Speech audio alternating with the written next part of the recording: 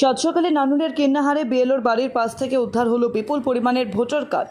Vote প্রক্রিয়া শেষ হতে বীরভূমের নানুরের কিন্নাহারের বিএলওর বাড়ির পাশ থেকে বিপুল পরিমাণে পুরনো ভোটার কার্ড পড়ে থাকতে দেখে গ্রামবাসীরা। ঘটনাটি ঘটেছে বীরভূমের নানুর ব্লকের কিন্নাহার পশ্চিম পাড়ায়।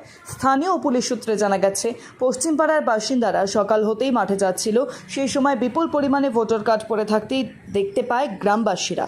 তারপর গ্রামবাসীরা কিন্নাহার থানার পুলিশকে খবর দিলে পুলিশ এসে ভোটার কার্ডগুলিকে উদ্ধার করে নিয়ে যায়। পুলিশ সূত্রে জানা গেছে, পূর্ব বর্ধমানে কেতুগ্রাম ব্লকের চিনিশপুর গ্রামের প্রাক্তন বিএলও বর্তমানে কিন্নাহারে পশ্চিম পাড়ার বাসিন্দা।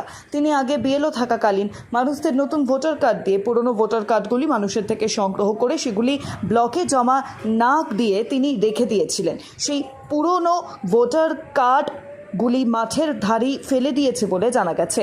পুলিশ বিএলওকে আটক করে থানায় নিয়ে এসে জিজ্ঞাসাবাদ চালাচ্ছে কিন্নাহার থানার পুলিশ। বোলপুর নিউজ।